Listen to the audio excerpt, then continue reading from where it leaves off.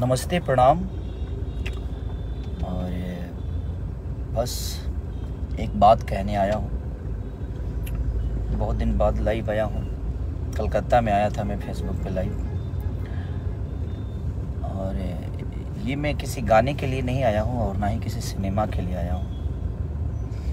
आज मैं लाइव आया हूँ बस सरकार से और हमारे संगीत कला से जो हमारे तीन भाई जो सांसद हैं, मैं उनसे भी रिक्वेस्ट करने आया हूँ। अपने माननीय मुख्यमंत्री हमारे नीतीश चाचा जी और तेजस्वी भैया या हमारे योगी जी, जितने भी हमारे जो हिंदी भाषा के लोग हैं जो इस पद पे हैं कि वो सरकार से बात करके, हम लोग तो एक मनोरंजन के साधन है।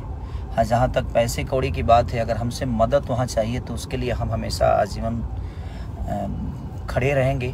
जो हमारी सक्षमता है, जो हमारी संपूर्णता है कि जहाँ से हम हैं वहाँ से हम हमेशा खड़ा उतरेंगे।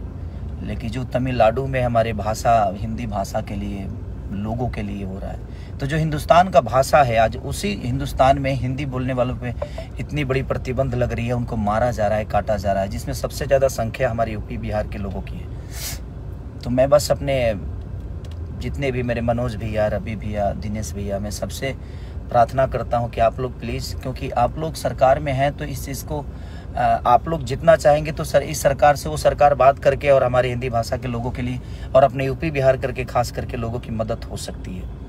हमारे नीतीश चाचा माननीय मुख्यमंत्री हैं आप, और तेजस्वी भैया उप मुख्यमंत्री हैं। आप सबसे मैं रिक्वेस्ट करना चाहता हूं कि प्लीज़ आप लोग चाहेंगे तो कम से कम ये जंग जो है बंद हो जाएगी, और उसका देन कहीं ना कहीं हम सभी हैं। क्योंकि अगर रोज़गार हमारे यूपी बिहार में इतनी होती तो शायद हमें दूसरे जगह जाने की ज़रूरत नहीं है। तो ये विषय नहीं है, बट धीरे धीरे सारी चीज़ें हो ही रही है और होगी।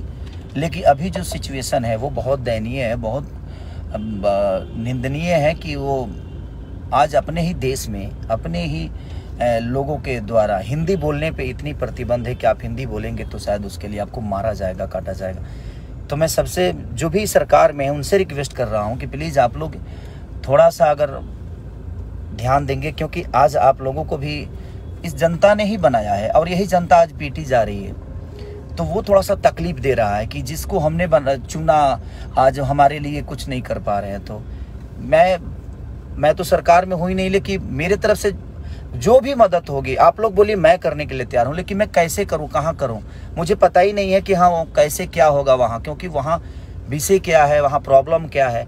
क्योंकि वो सरकार में जो है वो सरकार के लोग ही जान सकते हैं, और जो कानून जानते हैं भाई। हम तो एक संगीत के आदमी है, लेकिन हम अपने शरीर से और अपने पैसे से यही मदद कर सकते हैं, लेकिन हम कहाँ करें वो समझ में नहीं आ रहा है। तो आप लोग को लगता है तो आप प्लीज़ हमें बताइए कि कैसे हमें मदद करना चाहिए, क्योंकि वहाँ हमारा कोई नहीं है, वहाँ मेरा कोई किसी से बात नहीं होती है। मैं सरकार में सरकार के हिसाब से मैं हूँ नहीं, मैं एक गायक हूँ या मैं एक एक्टर हूँ।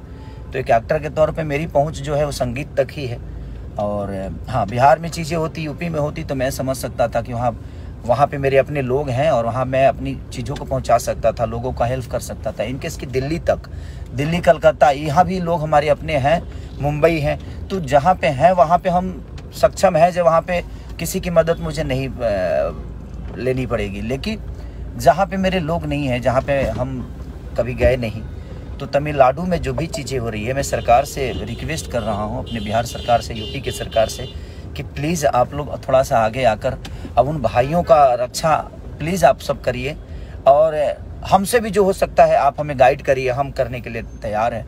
क्योंकि जिन्होंने हमें भी बनाया और आप सबको भी बनाया, ये सरकार अगर बनी है, चाहे यूपी की सरकार हो या बिहार की हो, ये कहीं ना कहीं हमारी जनता के बदौलत बनी है। उन्होंने आप सबको चुना और आज वही पीटे जा रहे हैं और अपने ही देश में पीटे जा रहे हैं। तो इस पे मुझे लगता है कि ये संगीत से और एक इंसानियत से बढ़ की चीज़ें है कि हमें लगता है कि एक इंसान होने के नाते हम सबको आगे आकर और इस मुद्दे पे बात करनी चाहिए, और जो भी प्रॉब्लम में है उनका हेल्प करना चाहिए। तो प्लीज़ मैं आप सबसे रिक्वेस्ट कर रहा हूँ, मेरे बड़े भाई तेजस्वी जी, चाचा नीतीश जी, माननीय हमारे आदित्यनाथ योगी जी बाबा, और अपने बड़े भाई मनोज भैया, दिनेश भैया, रवि भैया, क्योंकि आप लोग सरकार में हैं तो थोड़ा सा प्लीज़ आप लोग मदद करिए अपने इस भाषा के लोगों के लिए, अपने लोगों के लिए जिन्होंने आप सबको बनाया, हम सबको बनाया है। इन्होंने हमें एक दायित्व दिया है, उस जगह पे पहुंचाया है, तो इनका बहुत बड़ा योगदान और इनका बहुत बड़ा आशीर्वाद है, जिससे हम आज जो भी हैं इनके बदौलत हैं। और हमारा कर्तव्य बनता है कि अगर हम किसी एक घर का गार्जियन की तरह, अपने बेटे की तरह जिन्होंने हमें बनाया है, हमें अपना इतना बड़ा साम्राज्य दिया है अपने भाषा के लिए, तो हमें प्लीज़ हमें करना चाहिए। और हम सबको आगे आकर इस चीज़ विषय पे अगर हम छोटी छोटी प्रयास करेंगे तो शायद ये चीज़ें बच जाएगी और हमारे भाई सुरक्षित हो जाएंगे। तो ये आवाज़ उठाना बहुत ज़रूरी है कि हम सबको आवाज़ उठाना चाहिए और जितना मदद हो सके हम सब एक दूसरे से मिल के करना चाहिए।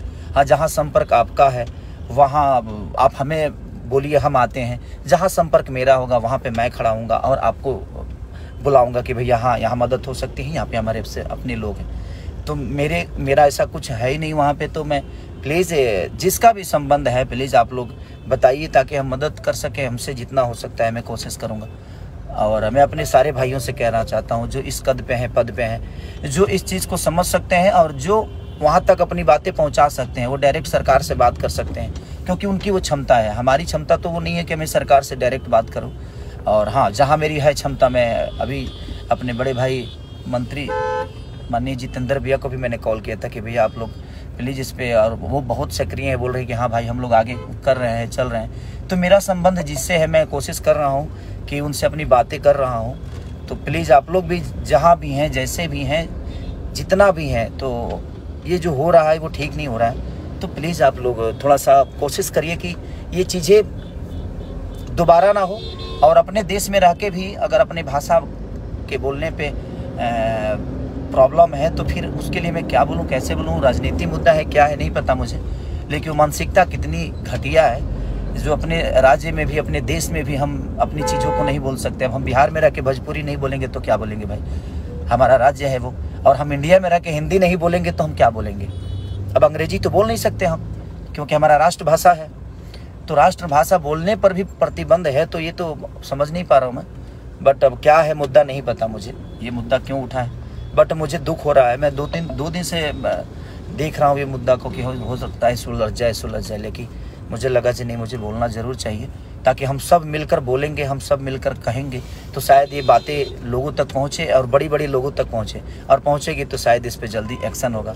तो प्लीज़ मैं सबसे रिक्वेस्ट करना चाहता हूँ, जो भी हमारे मुख्यमंत्री हैं बिहार के, यूपी के, सबको मैं बोलना चाहता हूँ कि प्लीज़ आप लोग ज़रूर इस पर, ये सीरियस है और ये सीरियस है और ये बहुत ज़रूरी है कि जब हमारे लोग ही नहीं रहेंगे तो हम कहाँ रहेंगे। तो पहले उनको बचाना बहुत ज़रूरी है। थैंक यू सो मच कि आप, और जो भी है आप प्लीज़ शेयर करिए ताकि ये चीज़ें बाकी लोगों तक पहुँचे, और पहुँचे तो शायद इस पे एक्शन बहुत जल्दी ले। Thank you so much.